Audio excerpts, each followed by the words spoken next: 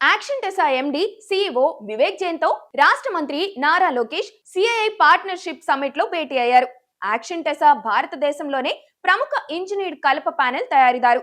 1970లో స్థాపితమైన ఈ సంస్థ చెప్పులు, ఎలక్ట్రానిక్స్, రియల్ ఎస్టేట్, రసాయనాలు, ఫ్లెక్సీ తయారీ, బొగ్గు మైనింగ్, ఇంజనీరింగ్, కలప ఉత్పత్తులతో విభిన్న కార్యకలాపాలు కూడా నిర్వహిస్తుంది. 2025లో 4865 కోట్ల వార్షిక రెవెన్యూ సాధించిన ఈ యాక్షన్ టెసా దేశంలో ఏ క్లాస్ నగరాలు, 70% బి క్లాస్ నగరాల్లో పాన్ ఇండియా లెవెల్ రీచ్ కలిగింది.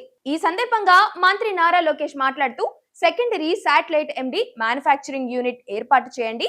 ప్రస్తుతం సితార్గంజ్ తయారీ కేంద్రం 7.5 లక్షల సిబిఎం సామర్థ్యంతో పనిచేస్తున్నందున ఏపీలో సెకండరీ యూనిట్ ఏర్పాటు చేస్తే అదనపు మ్యానుఫ్యాక్చరింగ్ యూనిట్లకు డిమాండ్ మద్దతునిస్తుందని ఆయన చెప్పారు. సిఇఓ వివేక్ జైన్ మాట్లాడుతూ ఢిల్లీ ప్రధాన కేంద్రంగా పనిచేస్తున్న తమ సంస్థలో ప్రస్తుతం 2846 మంది ఉద్యోగులు పనిచేస్తున్నారని తెలిపారు. 2018లో మేము 7వ తరం కాంటరల్ టెక్నాలజీని విజయవంతంగా ప్రారంభించాం. ఉత్పత్తి వైవిధ్యం కోసం డోమ్ టెక్నాలజీని ప్రవేశపెట్టినట్టు చెప్పారు. ఏపీ ప్రభుత్వ ప్రతిపాదనలను పరిశీలిస్తున్నామని వివేక్ జైన్ తెలిపారు.